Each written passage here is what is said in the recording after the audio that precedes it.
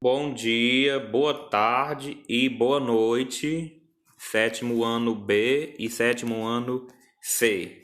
B de muita bondade, C de muito coração de Jesus e piedade para nós, né? Pois nós vamos começar sétimos anos. Hoje, o nosso capítulo 6, colonização portuguesa na América. A gente viu, né, no último semestre, quando os espanhóis eles começaram a chegar aqui na América com o Cristóvão Colombo, ou seja, as grandes navegações do século XIV, né, aí veio para o século XV, e aí também chegou ao nosso território. Mas a gente quer se deter neste capítulo a nossa história brasileira, a nossa colonização. Olha que coisa maravilhosa, gente, a nossa colonização, certo? Então, a gente começa aí com essa imagem. Aí foi a primeira missa que foi celebrada aqui no nosso país. Observem essa imagem comigo. Ela foi celebrada por Frei Henrique de Coimbra. Era um frade franciscano que veio na expedição de Pedro Álvares Cabral, lá de Portugal para cá. Eles eram muito piedosos, muito católicos, né? E aí fizeram logo a missa. E aí batizaram essa terra, o nosso país, né? Aquele território ali da Bahia, onde eles chegaram primeiro, de terra de Santa Cruz, ou terra de Vera Cruz, em português, né? Porque eles colocaram logo uma grande cruz de madeira.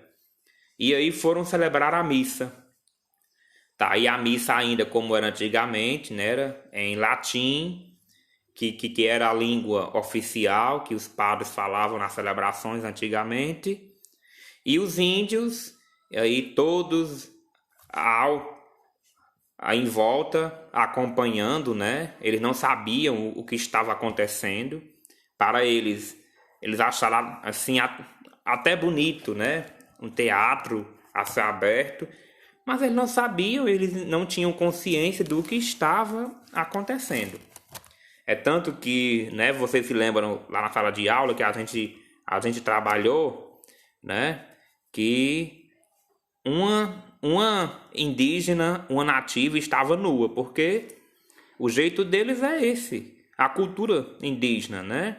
E aí um português veio e cobriu ela, e ela disse: "Não, eu sou assim", né? Pois é. Então é isso daí. Então essa cena aí mostra para nós, lógico que é bonito, a piedade, a missa, a religião. Eu gosto muito, como vocês sabem, né? Particularmente falando. Mas desse jeito aí, sendo uma coisa imposta, obrigada aos índios, não é muito legal, né? Jesus não ia querer isso, né? Em 1500, após 44 dias de viagem, navegadores portugueses, chefiados por Pedro Álvares Cabral, exaustos e famintos, aportaram em terras da América do Sul. Aí aqui tem um trecho aí, né, que vocês estão vendo aí, da carta de Pero Vaz de Caminha. Pero Vaz de Caminha foi um escritor português que veio com Pedro Álvares Cabral para cá. E aí ele escreve para o rei de Portugal contando o que foi que eles viram aqui, o que foi que eles acharam aqui. E esse trecho diz assim, abre aspas: "E assim seguimos nosso caminho por este mar, de longo, até que terça-feira das oitavas de Páscoa, neste mesmo dia, houvemos vista de terra.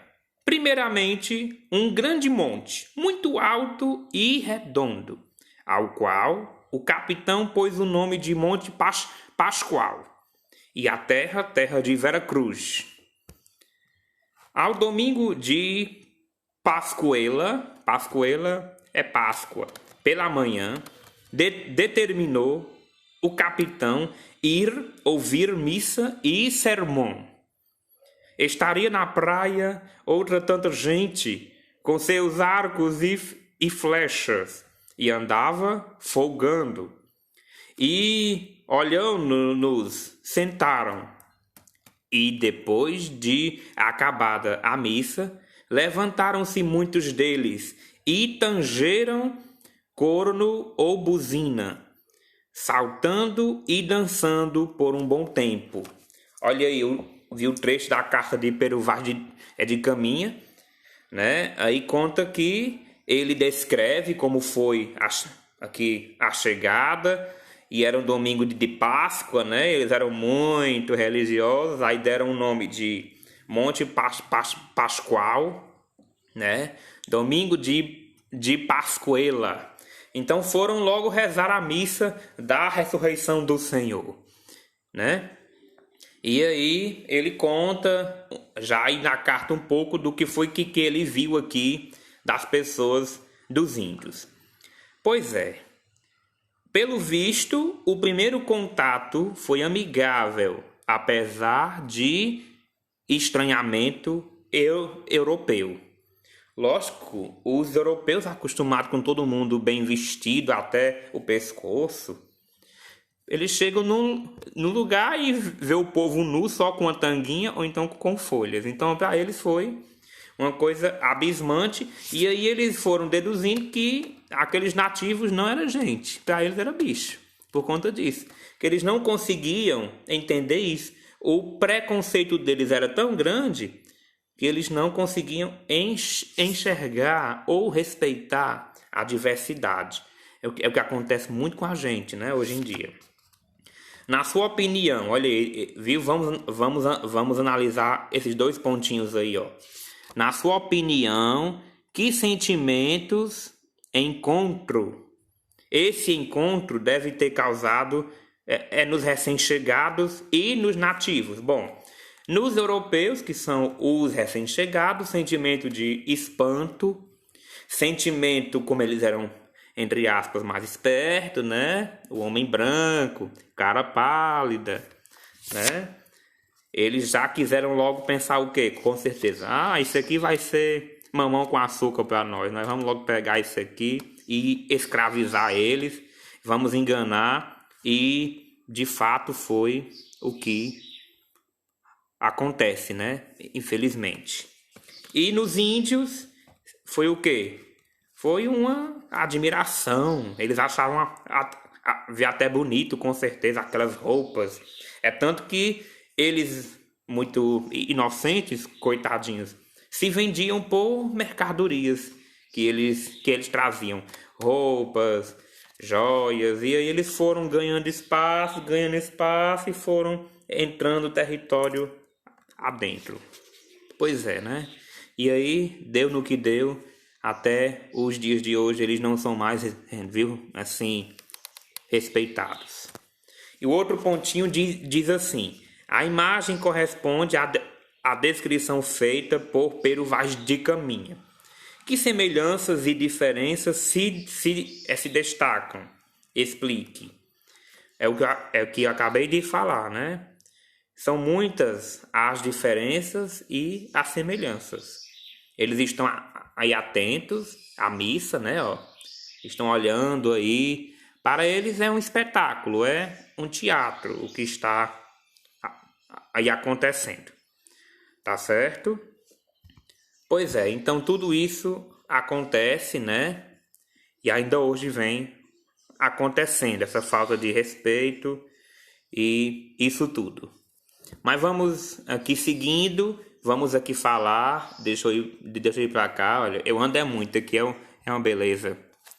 Vamos falar da expedição de Pedro Álvares Cabral. Vamos, né? A gente faz uma leitura aí desse texto, né? Para a gente poder compreender como é que se deu isso. Mas antes tem uma curiosidade aí nesse quadro aqui, ó.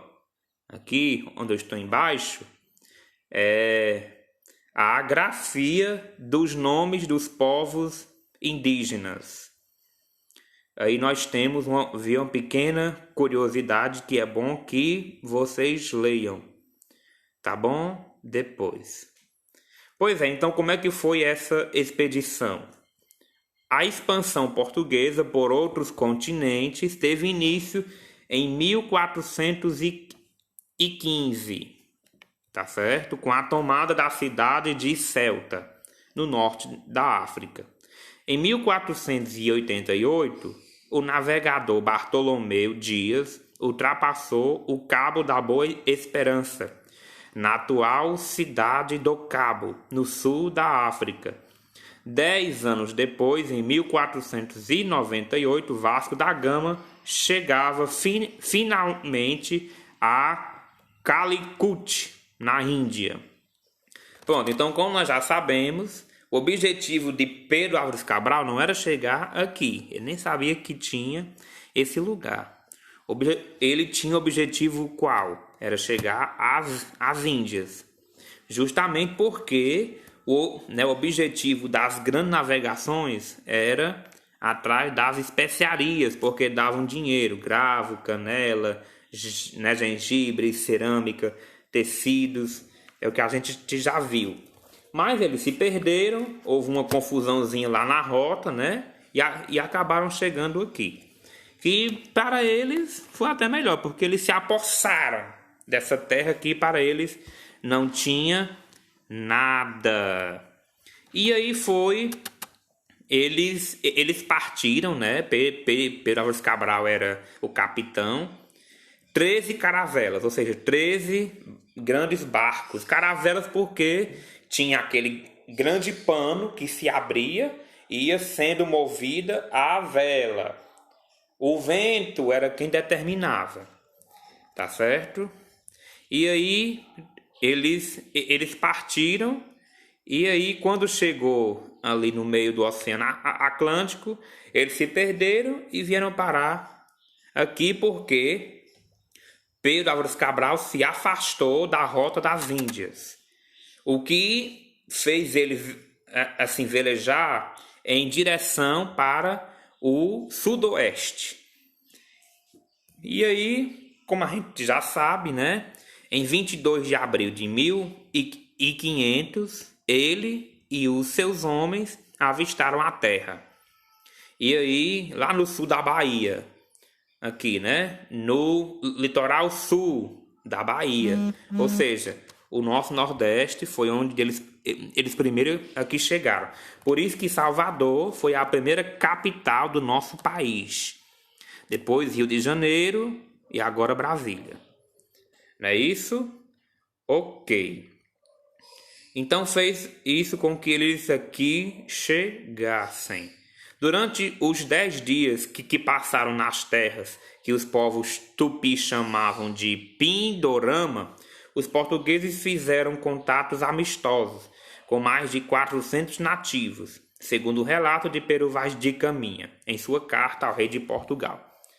Passando mais adiante, tá aí, né, nesse quadro rosa, vocês podem ver mais um trecho da carta de Pero Vaz de Caminha, né, que ele escreve aí para o rei de Portugal. Vocês vão ler esse trecho aí dessa carta, que eu vou botar também as fotos aí das páginas. Vão ler e vão responder essas três questõezinhas. Só para responder. Tá bom? Ok. E aí, nessa página aí, nós temos como é que foi os primeiros contatos, né, com os nativos. Os portugueses não encontraram de imediato o que eles procuravam, mas o quê? Que era os tão cobiçados assim, metais preciosos. Por essa razão, nas terras americanas, a coroa limitou-se inicialmente a enviar expedições com o fim de estudar a costa do território. E aí foi começando uma disputa de interesses, aí foram escravizando os índios para que eles pudessem trabalhar e aí foram desbravando esse grande país continental que é o nosso país. Vários foram os interesses, tá bom? Os europeus não compreendiam o modo de vida dos indígenas, ainda hoje não compreendem. Nem muitos de nós, tá certo? Que temos sangue preconceituoso. E aí, por eles não compreenderem, daí eles queriam escravizá-los, tá bom? Porque eles tinham seu modo de vida. Por sua vez, os indígenas estranhavam a aparência dos portugueses, de pele clara. E os indígenas estranhavam isso. Barbas longas, usando muitas roupas. Para eles isso era, né, uma coisa muito chocante. Então, o objetivo da coroa portuguesa, ao enviar essa expedição, era que fizesse o quê? Qual era o grande objetivo da coroa portuguesa? Não era chegar aqui, como eu já falei, mas era ir para as Índias. Só que houve um desvio que trouxe ele para cá, o Pedro Álvares Cabral. Tá bom? Ok. Eles queriam que ele fosse para as Índias, com expedição pelo Oriente. Só que ele chegou aqui. E aí, como foi esse primeiro contato com os indígenas, né? Nós já explicamos aqui. Porque milhões de indígenas morreram com a chegada dos portugueses? Porque eles tinham a imunidade baixa. Os índios e os portugueses, gente, trouxeram várias doenças para cá que aqui não tinha. E os índios pegaram muitas doenças dessas. Gripe, eles não tinham gripe. A gripe chegou aqui de lá, da Europa. Varíola, tuberculose, sarampo, lepra. E tudo isso foi matando os índios, além da escravidão. Entendeu? Tá vendo? E agora o coronavírus, que veio para nós lá do continente asiático. Tá certo? E aí nós temos aí um pouco sobre as sociedades indígenas e a ação dos colonizadores.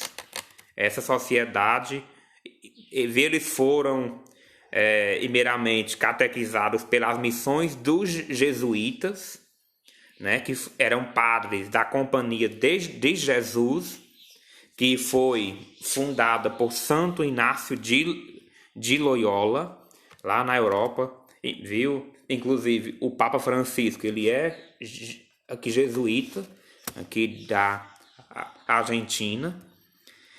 E aí os jesuítas foram, viu? Eles foram catequizando. A maioria deles tinham um bom objetivo. É tanto que eles ficaram ao lado dos índios em muitas situações. Ensinaram os índios a ler, escrever, pensar, a fazer um trabalho melhor nas suas aldeias. Então, as missões dos jesuítas não era só para catequizar, mas era também para fazer com que eles tivessem uma vida melhor. E muitos portugueses não aceitavam essa prática muito aí dos jesuítas. É tanto que muitos padres foram mortos pelos portugueses e foram também presos e torturados. Não são todos os padres que são ruins, viu? É um ou outro que não entendia a missão. Nós temos aí São José de Anchieta, o apóstolo do Brasil, que foi o fundador da cidade de São Paulo. Inclusive, ele era padre jesuíta e ele fez um trabalho grandioso aqui no Brasil de assistência aos índios. São José de Anchieta, tá certo? Pois é. E a gente continua, né? Tem essa imagem aí, tá vendo? De uma sala de aula indígena, viu? De 2014. esta foto. Aí nós já sabemos que a extração do pau-brasil, né, que foi a principal matéria-prima por muito tempo, que eles iam levando para Portugal, né, daí veio o nome de Brasil, graças a essa madeira genuína, típica daqui, o pau-brasil. E aí nós tínhamos as feitorias, que era isso, feitorias. Era povoados que tinham grande comércio ao longo da costa, entendeu? Aí foi chamado de feitorias, tá certo? E aí nós temos também a prática do escambo, que foi a prática do escambo. A exploração do pau-brasil foi a principal atividade econômica dos portugueses nos primeiros anos após a chegada à América. Os indígenas trabalhavam na extração e no transporte da madeira, e em troca eles recebiam roupas, facas, ferramentas e outros objetos trazidos pelos portugueses. Essa prática comercial ela ficou conhecida como escambo, ou seja, troca de mercadoria de uma coisa para outra. Escambo. Até tem aí a foto, ó, feira de troca, tá bom? Aqui no Piauí. Ou seja, eu tenho isso, você troca comigo, entendeu? E isso foi a prática do escambo, que por muito tempo perdurou aqui no nosso país. Tá bom? E vocês vão tentar responder também essa 4, essa 5ª e essa 6ª. Tá certo? Ok. E aí o início aqui da nossa colonização com as expedições de Martim de Afonso de Souza, que ele foi pelo Brasil adentro, né? A mando do rei de Portugal, não é isso? E aí, com isso, depois dessa expedição de Martim Afonso de Souza, sim, aqui aquele tratado de Tordesilhas que a gente falou na última aula, que aqui não tinha só os portugueses, aqui tinha também os ingleses, os holandeses, os franceses. E aí houveram várias disputas pelos territórios, várias guerras, até que eles assinaram o Tratado de Tordesilhas. Mas uns reinos não reconheciam isso e não aceitavam o monopólio lá de Portugal. Tá certo? Com isso, o rei de Portugal houve a necessidade dele dividir o território brasileiro em capitanias hereditárias, como nós já vimos. Tá aí vivi um mapa aí, ó, explicando para nós mais ou menos o que eram essas capitanias hereditárias. Tá certo? A partir de 1534, o rei Dom João III implantou na colônia o sistema de capitanias hereditárias. A colônia foi dividida em 15 faixas de terra, que iam do litoral até a linha imaginária do Tratado de Tordesilhas. Por que capitania hereditária? Porque era confiada a um capitão que tinha a confiança do rei de Portugal. Hereditária porque passava de pai para filho, ninguém escolhia, entendeu? Ou seja, era a monarquia que continuava. Tá aí, ó, aqui eram as capitanias, as maiores que existiam aí nesse período aí do século XVI em nossa história. O governo geral, né? Apenas as capitanias de São Vicente e Pernambuco, elas progrediram. As demais falharam devido à falta de recursos e à dificuldade de comunicação com a coroa portuguesa.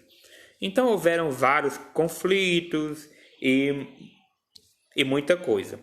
E aí foi criado o governo geral. Além de ter essas capitanias, tinha também o governo geral, que era mais a fundo os olhos do rei de Portugal aqui no país. E aí, Tomé de Souza foi o primeiro governador geral do nosso Brasil. Tomé de Souza. Ele chegou na Bahia em 1549. A capital era ainda lá em Salvador. Tá bom? Acompanhado de um grupo de funcionários reais, trabalhadores, tá bom? Jesuítas, tá bom? E aí na capitania, Tomé de Souza fundou a cidade de Salvador. Ele foi quem fundou Salvador, que se tornou a primeira capital da colônia. É lindo. Eu já fui lá no centro histórico. Tem muita história. É um livro a céu aberto. O centro histórico de Salvador. Quem sabe um dia você não vai lá. Tá bom? O governador-geral devia promover a exploração econômica da colônia, proteger o território, incentivar a evangelização dos indígenas. Tá bom? Então, era o objetivo dele. 3 outros administradores auxiliavam aqui no trabalho do governador. O ouvidor-mor, que cuidava da justiça. O provedor-mor, que cobrava os tributos e zelava pelo tesouro real.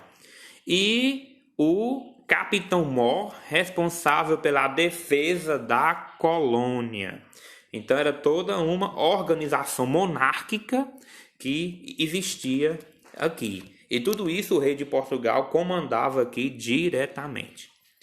Certo? Aí tem mais 3 perguntinhas aí para vocês responderem.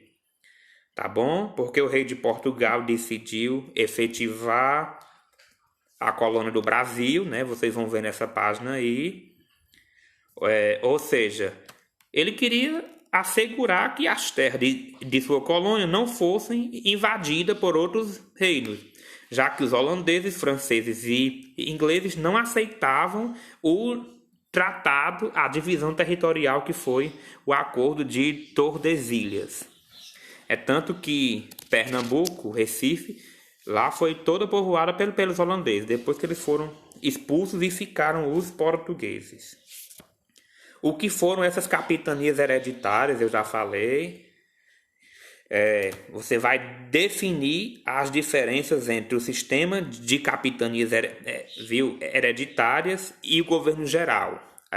Viu? Aqui nessa página explica o que é uma coisa e o que é outra coisa. Tá bom? Então por hoje a gente fica, vocês vão procurar, viu, responder daí até essa 9ª questão, tá certo? Para a gente poder conversar sobre isso, tá bom? Então, onde tiver aí recapitulando, vocês vão resolver lendo esses textos e ouvindo essa minha explicação.